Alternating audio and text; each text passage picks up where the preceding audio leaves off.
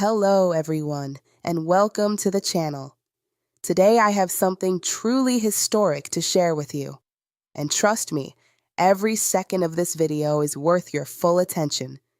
If you believe in Africa's awakening, if you stand with the fight for true independence, and if you want to see just how powerful Captain Ibrahim Traoré's vision really is, this video is for you.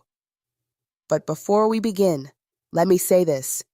If you love Traoré, if you respect his fearless leadership, if you truly want Africa to stand on its own 2 feet, take a moment right now and hit that like button. Then go down to the comments and write your message of support for Traoré. Leave a message. Write "Long live Traoré." Write "Viva Burkina Faso." Whatever speaks to your heart.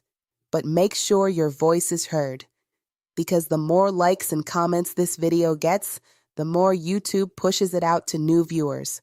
The more people discover Traoré's story, the more the world learns about what is really happening in Africa. So, that like button and those comments are not just numbers. They are a statement of solidarity. If you are ready, let us dive in. February 12th, 2026. Moscow, the Russian Ministry of Foreign Affairs building.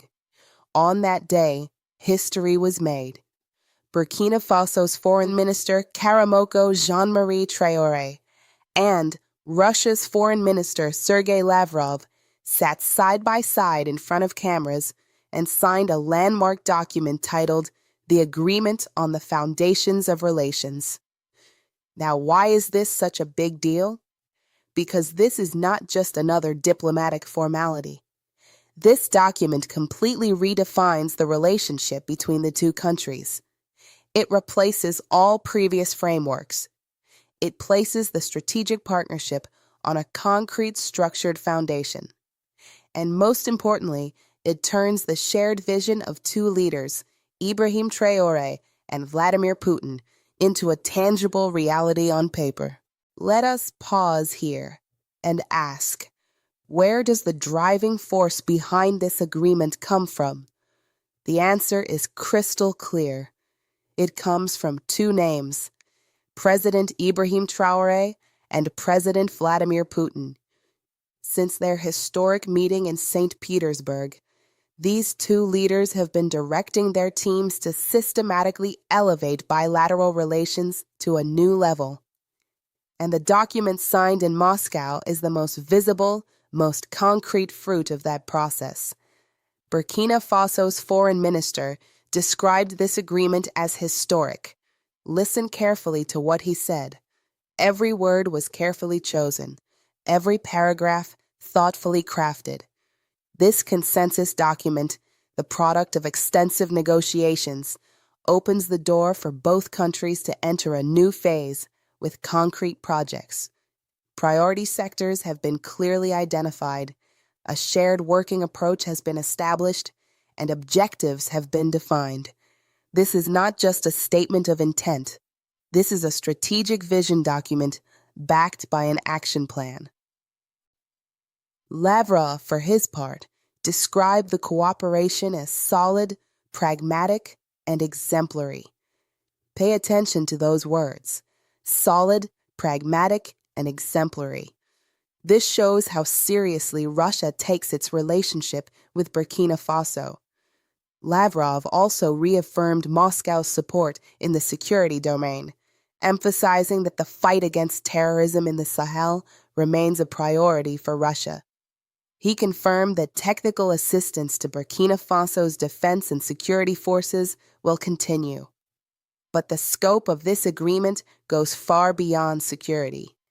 The 2 delegations also discussed coordinating positions in international forums like the United Nations. They agreed on joint action against information warfare. In response to disinformation campaigns targeting Burkina Faso and other members of the Alliance of Sahel States, both sides are planning closer collaboration between Russian and Burkinabe media outlets to strengthen counter-narratives and ensure the truth reaches the people. Moreover, This agreement does not stand alone. During the Moscow visit, an agreement to establish an intergovernmental commission was also signed, along with a cooperation agreement between the two countries' education ministries. So we are looking at a multidimensional, multi-layered partnership framework. Now let us step back, because to truly understand what this agreement means, you need to know who Traoré is, what he has accomplished, and why he has become a source of hope for millions. September 2022, a young captain came to power in Burkina Faso. His name, Ibrahim Traoré. His age, just 34. From that moment, he became the world's youngest head of state, younger even than Thomas Sankara, younger than Blaise Compaoré. But age is just a number. What truly matters is the vision this young man carries, his courage, and his unshakable commitment to his people. What was Burkina Faso like when Traoré took power? Let me paint the picture. The fight against terrorism was completely inadequate. Islamist militant groups controlled large swaths of the country. Towns had fallen, people had been displaced, villages stood empty. The economy was entirely dependent on outside forces. Natural resources, especially gold, were in the hands of foreign companies. French corporations, Canadian mining firms, they extracted the gold, shipped it unprocessed to Europe, and the profits flowed overseas. The people of Burkina Faso barely benefited from the wealth beneath their own soil. Poverty was rampant. Infrastructure was crumbling. The healthcare system had collapsed. The education system was insufficient. And hanging over all of this were decades of French colonialism, followed by neo-colonial policies that continued to drain the country. What did Traoré do? First, he sent a clear message. Burkina Faso will make its own decisions from now on. Then he turned that message into action. He expelled French military forces from the country. Think about that. The French troops that had been stationed in Burkina Faso for decades are gone. He rejected colonial-era structures one by one. He withdrew from ECOWAS, believing it served Western interests. He co-founded the Alliance of Sahel States with Mali and Niger, and he took decisive steps to end dependency on Western powers. But here is what sets Traoré apart. He doesn't just talk, he delivers results. Food sovereignty. In 2025, Burkina Faso declared that it had achieved food self-sufficiency. Think about what that means. A country that for years relied on humanitarian aid, food imports, and Western aid packages, under Traoré's leadership reached the capacity to feed its own people from its own land. This was not a miracle. It was the product of systematic, planned work. Agricultural land was expanded. Mechanization was rolled out. Improved seeds were distributed. Farmers received direct subsidies and state support. Coordinated production campaigns were organized. And the results speak for themselves. Food security is no longer treated as an emergency response, but as a pillar of national sovereignty. The plans for 2026 are even more ambitious. Major irrigation projects, water storage systems, aquaculture, fodder crop production, and agro-processing facilities are all in the pipeline. Burkina Faso will not just feed itself, it will process its agricultural products, create added value, and build export capacity. The transformation in the mining sector is nothing short of revolutionary. Traoré nationalized 2 gold mines. He banned the export of unprocessed gold to Europe entirely. Instead, he established a national gold refinery with a capacity of 150 tons per year. Burkina Faso now processes its own gold, sets its own prices, and directs the profits into its own treasury. The state mining company, SOPAMIB, was established and received 11 mining assets in 2025, including strategic sites like Percoa, Inata, Kiere, and Kalsa. And the results are staggering. In 2025, Burkina Faso achieved its highest ever gold production, 94 tons. The previous year, it was 61 tons. That is an increase of 33 tons in a single year, nearly a 55% jump. At current gold prices of roughly $4,000 per ounce, the total value of this production exceeds $6 billion. The gold sector alone generated 776 billion CFA francs in state revenue, approximately $1.5 billion, the highest level ever recorded in the country's history. Where does this money go? Into the general budget through taxes and royalties. Over 85 billion CFA francs went to the Mining Development Fund, financing projects for communities affected by mining. The crackdown on illegal gold trading recovered over 100 billion CFA francs that would have previously been lost to smuggling networks. That money now flows into the state treasury. And here is another bold move by Traoré. He rejected loan offers from the IMF and World Bank. Yes, you heard that right. He said no to conditional Western aid, structural adjustment programs, and debt trap policies. He is determined to prove that the country can develop through its own resources. He paid off local debts and reduced external dependency. And so far, the economic indicators are proving him right. Even the IMF's own data shows that inflation in Burkina Faso is falling.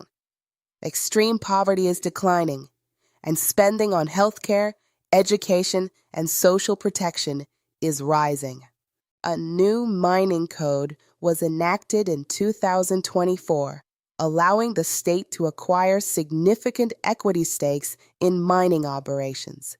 Resource sovereignty is no longer just a slogan in Burkina Faso. It is an implemented, enforced, and results-driven policy. And the numbers do not lie.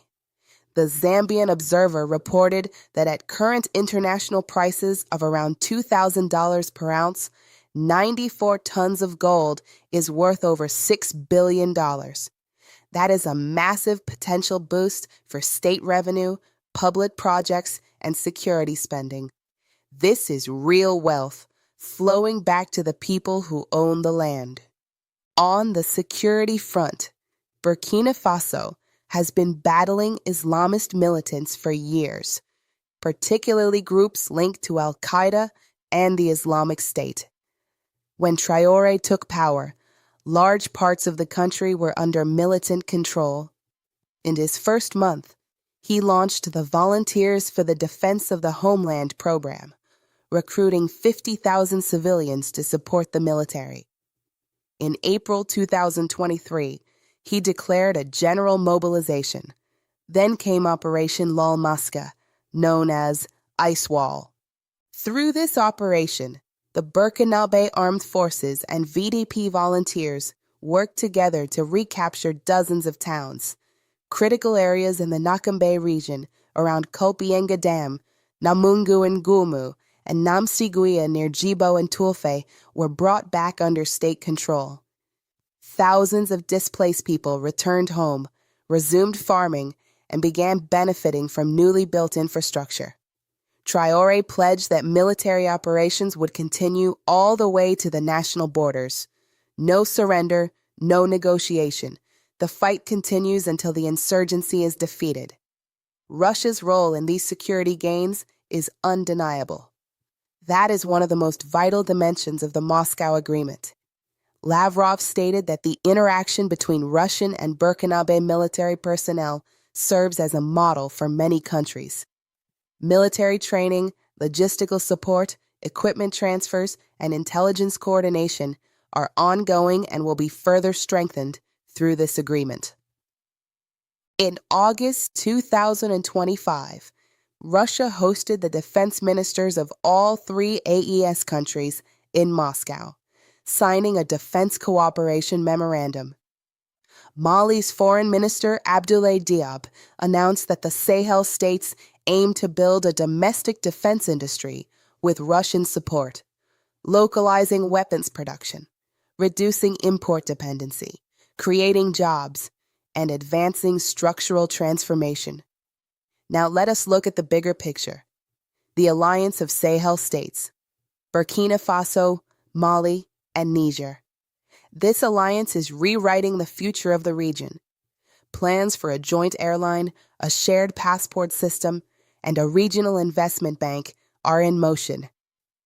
When Traoré assumed the AES chairmanship in December 2025, he declared, "The AES belongs to all Africans who desire sovereignty, independence, and total freedom." That sentence is not just rhetoric, it is a manifesto. The voice of a continent rejecting all forms of colonialism and charting its own course. Russia's support for this alliance is significant. Moscow is pursuing diplomatic efforts for the AES to gain international recognition. There is even dialogue about potential BRICS membership. If that materializes, the Sahel states would integrate with new global economic dynamics and further reduce their dependency on Western financial institutions.